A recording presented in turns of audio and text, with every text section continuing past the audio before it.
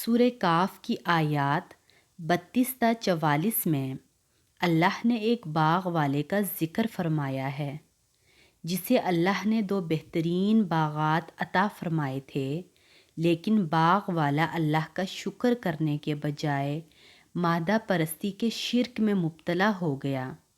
اس نے اس بات کو نہیں پہچانا کہ بھروسہ اسباب پر نہیں بلکہ اللہ پر کرنا چاہیے، اور دنیاوی مال و اسباب کی کثرت اللہ کی رضا کی علامت نہیں بلکہ امتحان کا ذریعہ ہے۔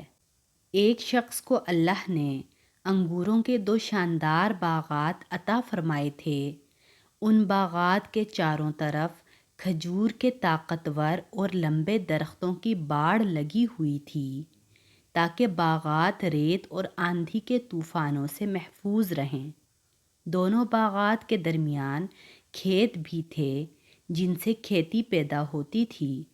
دونوں باغات کے بیچ سے نہر جاری تھی، گویا آبپاشی کا بہترین انتظام بھی تھا۔ سال ہاں سال سے دونوں باغات کثرت سے پھل پیدا کر رہے تھے اور کبھی ان کے پھل اور پیداوار میں کمی نہیں ہوئی تھی۔ وہ باغ والا شخص اللہ کی ان نعمتوں میں مگن، خوش و خرم اور مطمئن زندگی گزار رہا تھا۔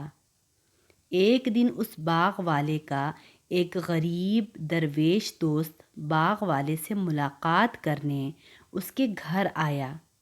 باغ والا اپنے دوست سے مل کر بہت خوش ہوا اور دوست کو اپنے شاندار باغ کی سیر کرانے کے لیے اپنے ساتھ لے چلا۔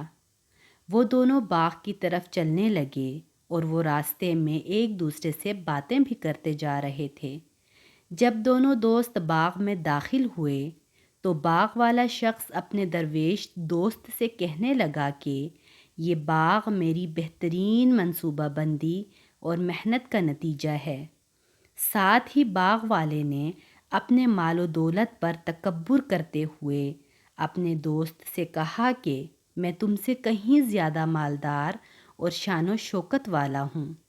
وہ اپنے باغ پر فخر کرتے ہوئے مزید کہنے لگا کہ میرا خیال ہے کہ یہ باغ کبھی برباد نہیں ہوگا اور نہ ہی کبھی قیامت قائم ہوگی۔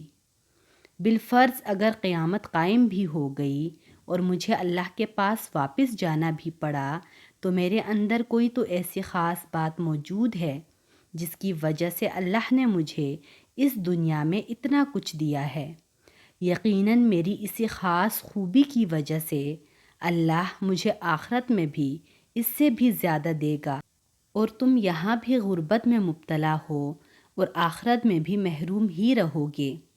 جب وہ دونوں باغ میں ٹہل رہے تھے تو باغ والے کو اس کے درویش دوست نے سمجھاتے ہوئے جواب دیا کہ جب تم اپنے باغ میں داخل ہوئے تو تم نے یوں کیوں نہ کہا کہ جو اللہ کو منظور ہوتا ہے وہی ہوتا ہے۔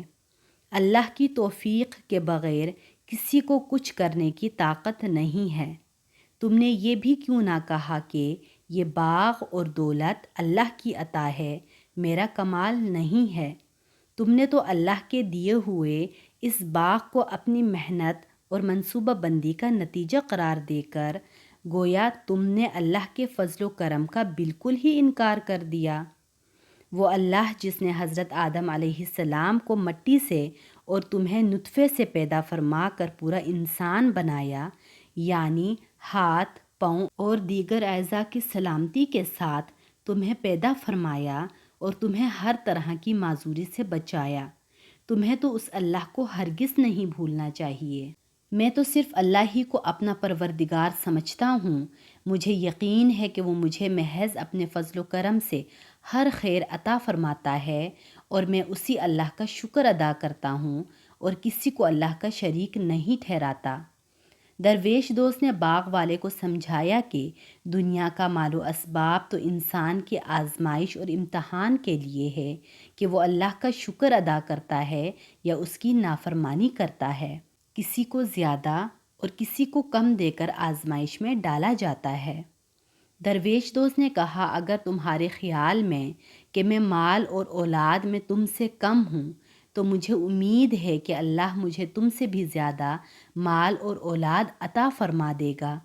درویش دوست نے باغ والے کو ڈرایا کہ ممکن ہے کہ جس باغ پر تمہیں اتنا غرور ہے، اللہ تم سے ناراض ہو کر تمہارے اس باغ پر آسمان سے بجلیاں گرا دے اور اس باغ کو صاف چٹیل میدان بنا دے۔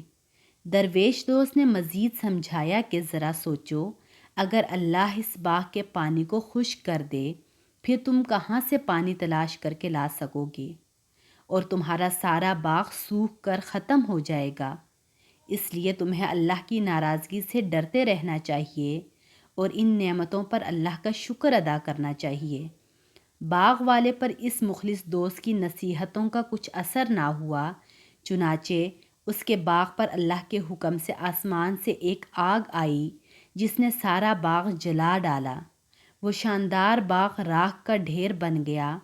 باغ والا اپنے باغ کی تباہی و بربادی کو دیکھ کر بہت پچھتایا اور ہاتھ ملتے رہ گیا۔ اس کی منصوبہ بندی، محنت اور سرمایہ سب برباد ہو گیا۔ وہ کہنے لگا کہ کاش میں اللہ کے ساتھ کسی کو شریک نہ ٹھہراتا۔